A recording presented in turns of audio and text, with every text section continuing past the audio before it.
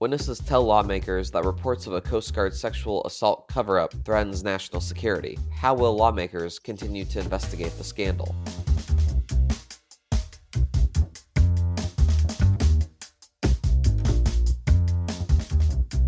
Produced by Defense News and Military Times, this is the Early Bird Brief.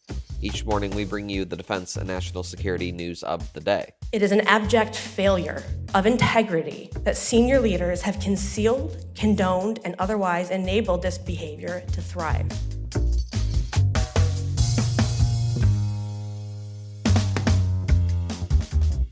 And the Navy is testing out new aircrew survival vests. What does it all mean for our defense and security? You'll find out. I'm your host, Simone Perez. Today is December 13th, 2023. Just a note, our top two stories today discuss the issues of sexual assault and suicide. Lawmakers and whistleblowers said reports of a Coast Guard sexual assault cover-up that came to light in June threatens national security. Lawmakers questioned 5 whistleblowers during a Senate Homeland Security and Governmental Affairs Committee inquiry into the issue on Tuesday. Retired Air Force Colonel Lori Fenner leads the Government Affairs Division of the nonprofit Service Women's Action Network advocacy group. She fielded a question from Connecticut Senator Richard Blumenthal about how this could impact the service's readiness and retention. The Coast Guard is a really important military security institution, and let me just ask, would you agree that this issue is a national security and national defense issue? Absolutely, sir, and thank you for the question. As a historian, it is shocking, but it is not new. It's shocking that it has continued for so long. But to speak to national security, again, I have the DoD background, as Secretary Austin has emphasized over his short tenure. The people are the thing. The people drive the ships. The people rescue the other people. The people fire the weapons. So if you don't take care of your people and their families, then you have this recruiting problem, this retention problem, this readiness problem, all of the associated problems of mental health and depression. And then do you have an effective, ready force to put in the field under stress and under fire? No, we do not. The whistleblowers were current and former members of the Coast Guard. The report, known as Operation Fouled Anchor, detailed years of sexual assault and inaction at the U.S. Coast Guard Academy from the late 1980s to 2006. It included instances of alleged misconduct by at least 43 Academy staff. The report came to light over the summer when CNN and other outlets detailed dozens of sexual assault reports filed by Academy cadets. Leadership is accused of either ignoring or covering up the accusations. One witness testified that she dropped out of the academy in 2005 after multiple instances of sexual assault. She said her assailant had groped her on numerous occasions, at times in front of dozens of witnesses. Another coastee, retired Lieutenant Melissa McCafferty, had taken a trip to New York City with an older cadet. After making clear they'd have 2 hotel rooms, McCafferty went with the cadet, but there was only 1 room. McCafferty said the older cadet repeatedly raped her over 3 days. She did not report it out of fear of retaliation, eventually attempting to end her life in 2017. It is an abject failure of integrity that senior leaders have concealed, condoned, and otherwise enabled this behavior to thrive. It is an abject failure of leadership that they have refused to address the systemic nature of this abuse.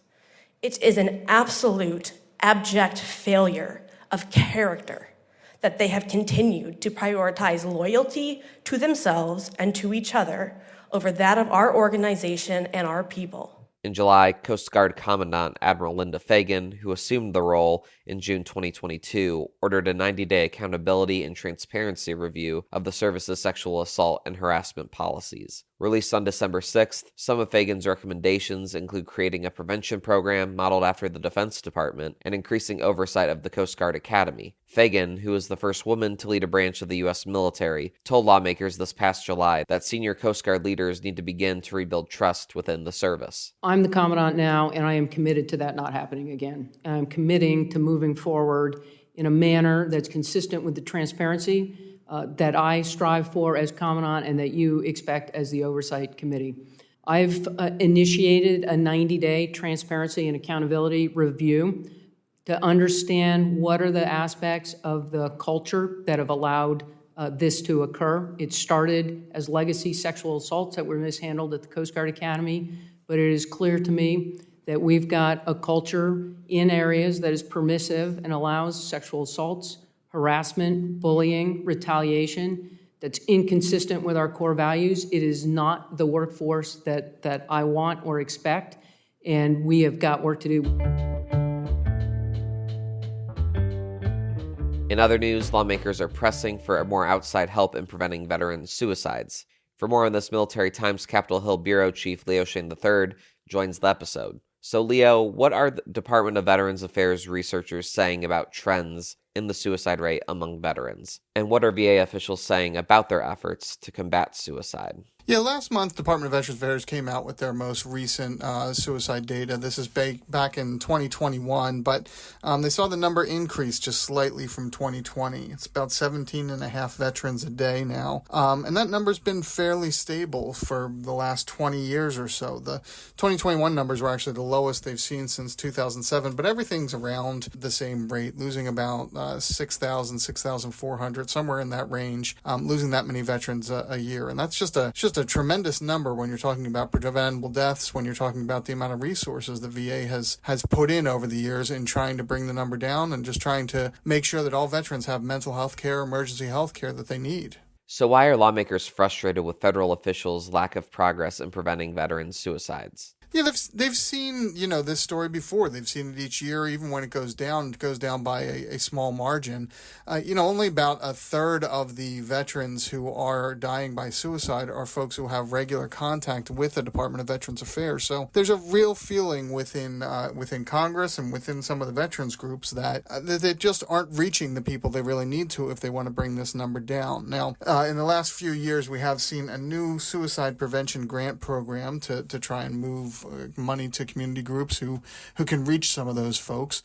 It's about $170 million over a 5-year stint. It's a lot of money for you and me, but for the federal government, there's a pretty small investment there. And we're expecting to see a report on just how those efforts have been next March. In a hearing before the Department of Veterans Affairs, before the House Veterans Affairs Committee on Tuesday, a lot of lawmakers said they're really banking on this program, showing some results, and they want to look at maybe increasing it, maybe find more ways, because these are groups that can reach veterans more easily, know who in their community may be hurting, and may just be a good alternative for folks who are skeptical of VA or afraid to engage with them. So the hope is that if they can boost these programs, if they're showing results and showing that they're reaching more veterans, maybe that can help bring this number down, and maybe more veterans will just find better outlets for when they need emergency care or just general support.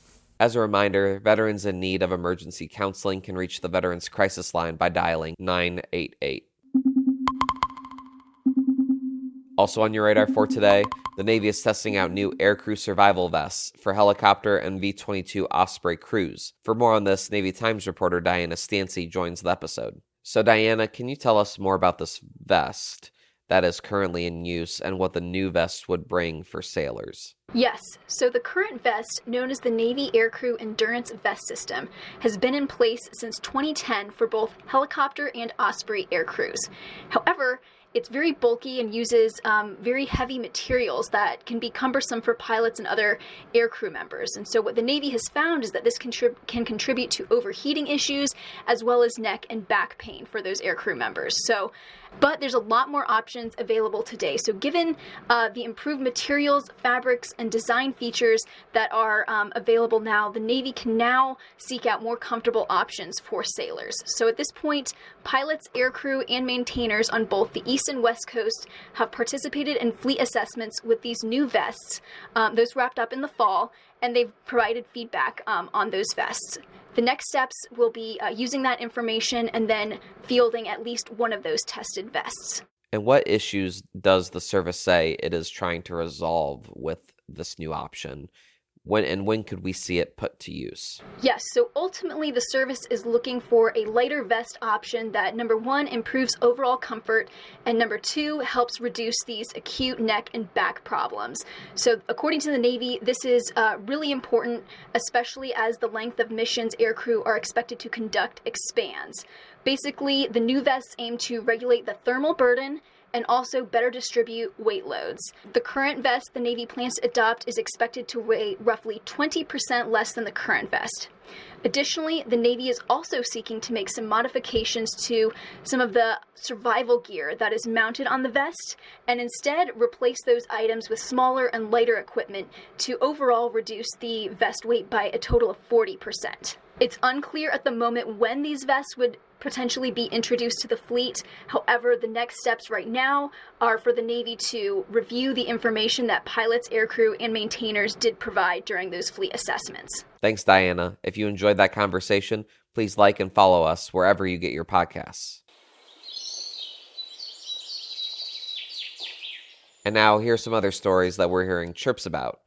U.S. Central Command said the Navy warship Mason came to the aid of a Norwegian commercial ship that was struck by a cruise missile in the Red Sea's Bab el-Mandeb Strait this week. In case you missed it, Secretary of the Navy Carlos del Toro announced this week that a future destroyer will be named after J. William Middendorf II, who served as Secretary of the Navy under Presidents Richard Nixon and Gerald Ford. A Japanese court convicted 3 former Japanese soldiers yesterday in a sexual assault case. Authorities had dropped the case until the victim, a former service member, came forward demanding a reinvestigation and prompting a military-wide harassment probe. And Pakistan's military and officials said a suicide bomber detonated his explosive-laden vehicle at a police station's main gate in northwest Pakistan yesterday. It killed at least 23 troops and wounded 32 others. And on this day in history, in 1918, U.S. President Woodrow Wilson arrived in France to promote his plan for a post-World War I League of Nations.